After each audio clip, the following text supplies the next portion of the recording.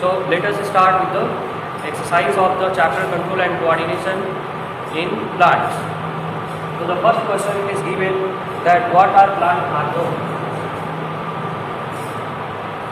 What are plant hormones?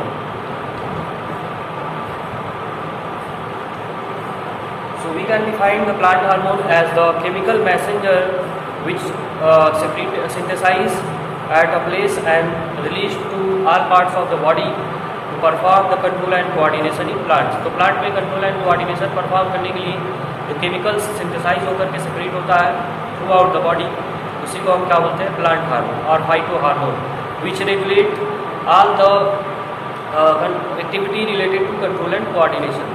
जो भी response create होता है बॉडी में, मूवमेंट होता है, that movement and response is due to with the help of the chemical messenger, and that chemical messenger are known as plant hormone. Okay.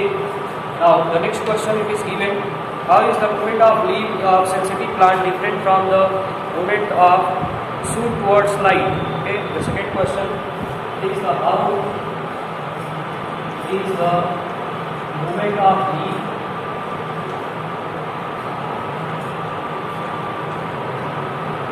of sensitive plant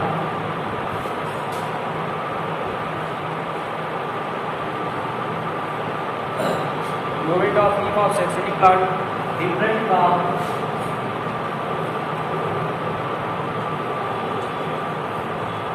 the movement of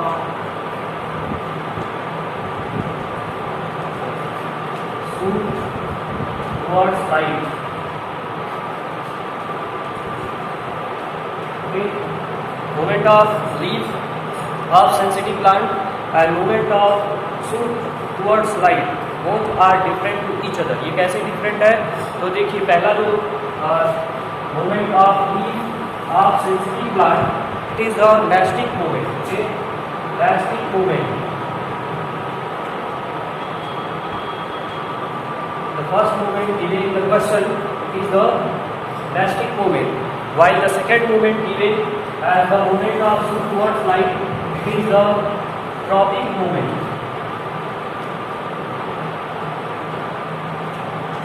और tropism, ये जो है tropism show करता है movement of shoot towards light, while the movement of leaf of sensitive plant is nastic movement. और reason की बात करें so the cause of nastic movement और movement of leaf of sensitive plant it is due to causes by the osmosis process.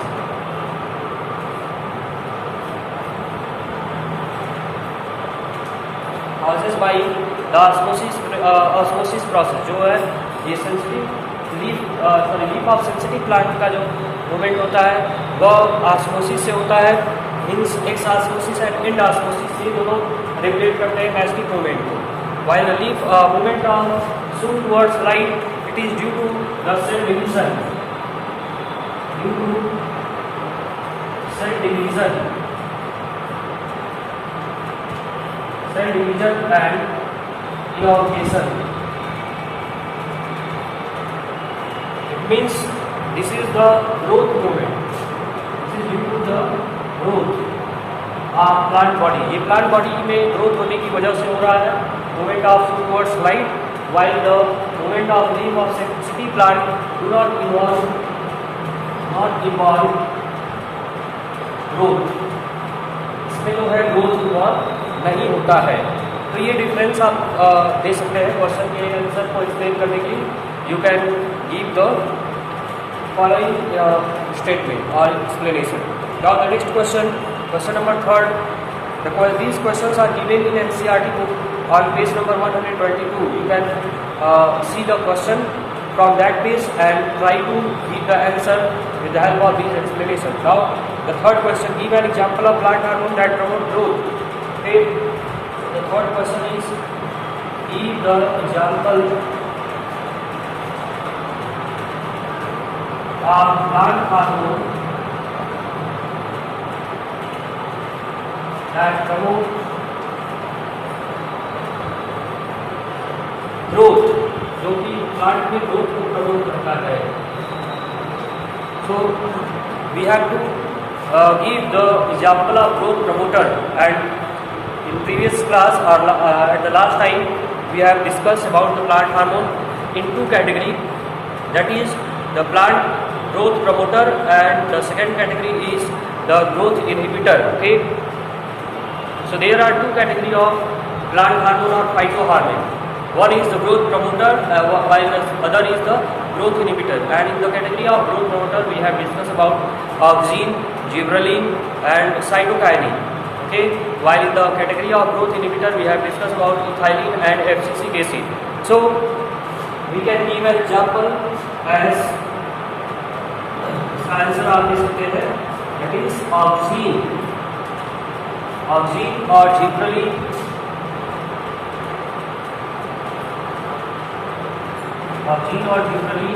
और cytokinin. Okay, so out of three you can give any one of the example for your answer. Now the next question, question number 4, it is given, how do auxin promote the growth of tendril around the support? Question number 4, how do auxin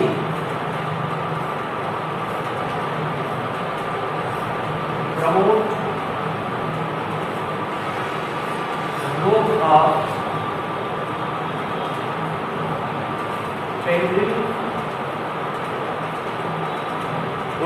tendril around the support,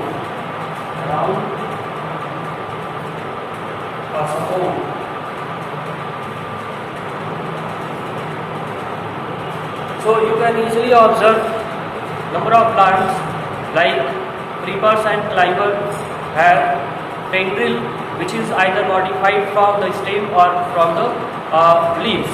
Okay, so these tendrils are supportive in nature, they support the weak stem of the plant. जो plant ऐसे होते हैं जो उनका stem week होता है, ऐसे plant को सपोर्ट, एक्स्ट्रा सपोर्ट प्रोवाइड करने के लिए उनमें कुछ मॉडिफिकेशन होते हैं, लीफ मॉडिफिकेशन और the stem modification in the form of tendrils, जो कि कॉइलिंग बनाते हैं। जैसे आप देखे होंगे कुछ वेजिटेबल्स क्रॉप में, तो वेजिटेबल्स क्रॉप में स्टेम का ग्रोथ होता है, उसी ग्रोथ से लीफ को नहीं करते हैं और उसी के बगल से जो है ये टेंड्रिल्स निकले रहते हैं, and these tendrils lastly they attach to a surface or support.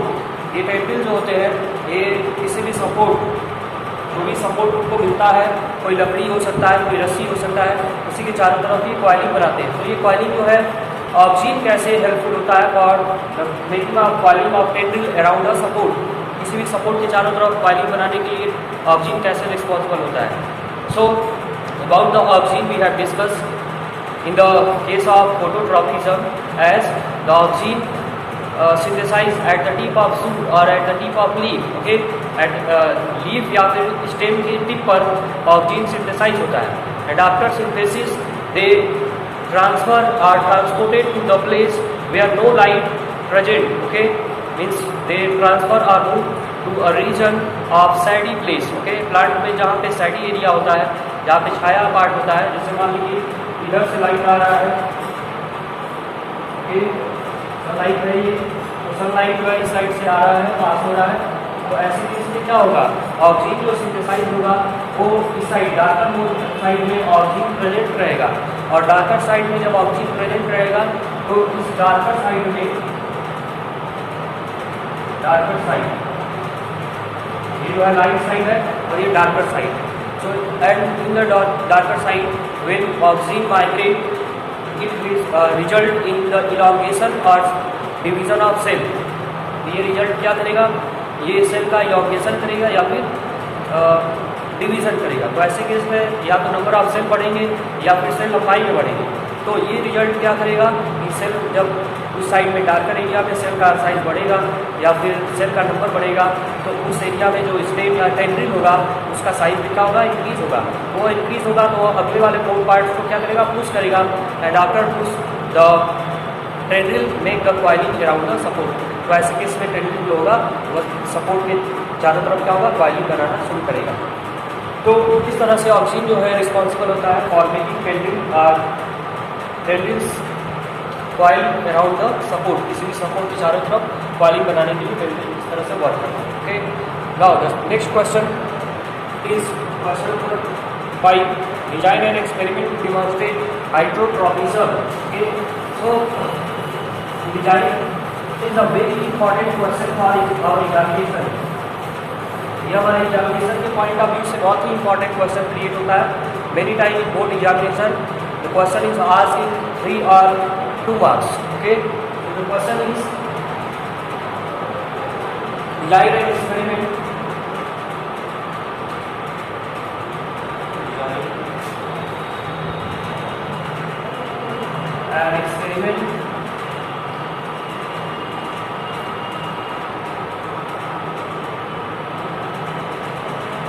Design an experiment to demonstrate hydrotropism.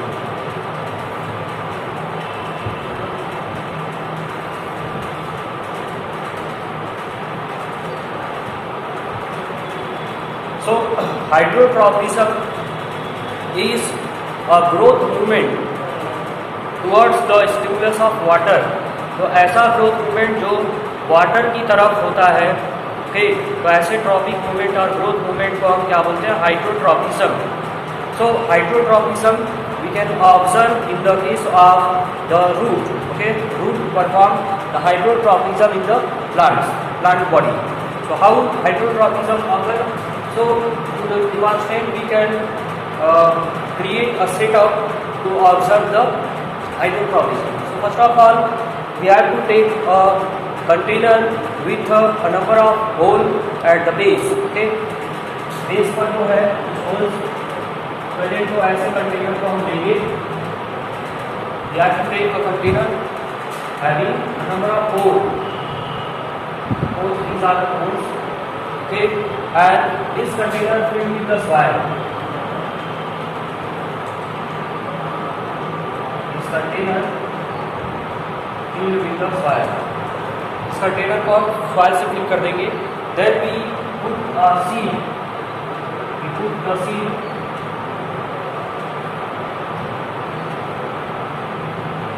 And we have to observe the direction of root as well as the stem. So from the seed after the germination, the part of seed which becomes grow outside from the soil. So this part is the shoot system. Okay, while the root system we have to we will observe that the root bear first of all towards the force of gravity. पहले क्या होगा कि root जो है gravity की तरफ नीचे की तरफ ग्रो करेगा, बट इसका जो डायरेक्शन होगा the direction of root becomes change. Root का डायरेक्शन जो होगा वो चेंज हो जाएगा और चेंज किसकी तरफ दिख रहा है, towards the source of water. जैसे आप वाटर को ड्रॉप कराएंगे, वाटर को फिल करेंगे इसमें, तो आप देखेंगे क्या इस ट्रे को या फिर इस कंटेनर को थोड़ा सा हम बेंड फॉर्म में रखेंगे। मीन्स यहाँ पे कोई एक सपोर्ट प्रोवाइड करके इस कंटेनर को थोड़ा सा तिरछा रखेंगे। तो इससे क्या होगा, बेंड रखने से क्या होगा, वाटर का जो वाटर आप फिल करेंगे वो वाटर किस तरफ दिखाई देगा, जहाँ पे इकट्ठा होगा, लोअर साइड में वाटर ज़्यादा अमाउंट में इकट्ठा होगा। तो ऐसे केस में जो रूट होंगे, रूट का जब डायरेक्शन देखेंगे तो ये रूट जो है towards the source of water ही मूव करेंगे। And that so the hydrotropism, ये जो है शो कर रहेगा hydrotropism. Hydrotropism. Okay, so these are the different. अगला क्वेश्चन ये दिया हुआ है ऑन पेज नंबर 119 एक्सरसाइज में दिया हुआ है। 5 क्वेश्चन दिए गए हैं, बीच में चैप्टर के बीच में जो क्वेश्चन दिए जाते हैं उससे रिलेटेड है, ब्रेन से रिलेटेड और रिफ्लेक्स एक्शन से रिलेटेड। तो पहला क्वेश्चन दिया है what is the difference between reflex action and walking. Okay, difference बताना है आपको between walking and reflex action.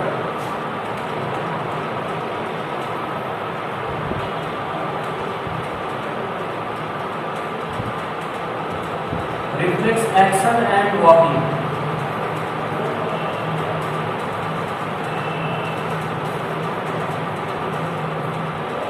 तो reflex action is the involuntary action. Okay, reflex action जो होता है वो involuntary action होता है. Means there is no involvement of thinking. Reflex action में thinking का involvement नहीं होता है. Means it is an involuntary action. Involuntary. While walking is a voluntary action. Walking जो होता है वो वॉलंटरी एक्शन होता है. मीन्स जब हम चाहते हैं तभी हम चलते हैं, फिर जब चाहते हैं तो रुक भी जाते हैं. ओके, सो चलना और रुकना ये जो प्रोसेस होता है ये हमारे ब्रेन से कंट्रोल. मीन्स थिंकिंग इसमें इन्वॉल्व होता है. तो थिंकिंग जिस प्रोसेस में इन्वॉल्व होता है that comes under the category of voluntary action. So ये मेन डिफरेंस आप बताएंगे कि स्टेटमेंट में that reflex action is involuntary while walking is voluntary action. Okay, देखते हैं. So the second question, what happened at the synapse between two neuron? दो neuron के बीच में जो सिनेप्स होता है आपको बताया गया था. Synapse is a microscopic junction between two neuron.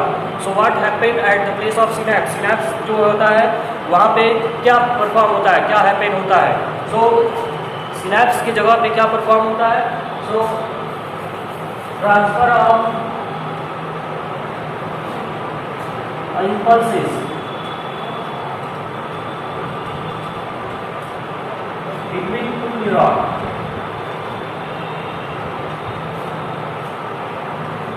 as neurotransmitter.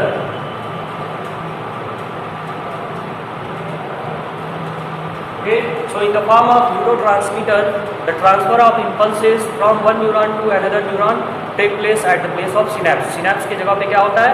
ये जो इंफॉर्मेशन है इम्पल्स के फॉर्म में उसका ट्रांसफ़र होता है वन न्यूरॉन से अदर न्यूरॉन. क्योंकि दो न्यूरॉन जो है एक दूसरे से अटैच नहीं होते हैं, उनके बीच में एक गैप पाया जाता है और उस गैप को ही हम क्या बोलते हैं? सिनेप्स बोलते हैं. Gap between the two neuron it is known as synapse. तो सिनेप्स के जगह पे यही होता है transfer of impulse between the neuron in the form of neurotransmitter. और न्यूरो ट्रांसमीटर का एक एग्जाम्पल बताया गया था एसिटिल कोलिन, जो कि बहुत कॉमन न्यूरो ट्रांसमीटर होता है. इसके अलावा भी बहुत सारे न्यूरो ट्रांसमीटर होते हैं, जैसे एक हार्मोन आप पढ़े हैं एड्रेनलिन, नॉर एड्रेनलिन. ये जो होते हैं नॉर एड्रेनलिन जो है वो भी एक तरह का न्यूरो ट्रांसमीटर होता है. अगला क्वेश्चन देखते हैं. Which part of the brain maintain posture and equilibrium of the body? Body का पोस्चर एंड इक्विलिब्रियम जो है ब्रेन का कौन सा पार्ट रेगुलेट करता है, कंट्रोल करता है? तो ब्रेन का पार्ट कौन सा करता है? It is the cerebellum. Okay, cerebellum is the part. Cerebellum दो स्ट्रक्चर होते हैं एक इसी नाम से जुड़ते हुए, सेरिब्रम एंड सेरिबेलम. तो cerebrum is the part of fore brain. Okay, while cerebellum is the part of hind brain. और यही जो हिंड ब्रेन का पार्ट होता है cerebellum, it is responsible to maintain the body posture and balance. Okay, and now the next question, how do we detect the smell of an अगरबत्ती? Incense stick जो होता है उसका स्मेल हम कैसे सेंस करते हैं, फील करते हैं?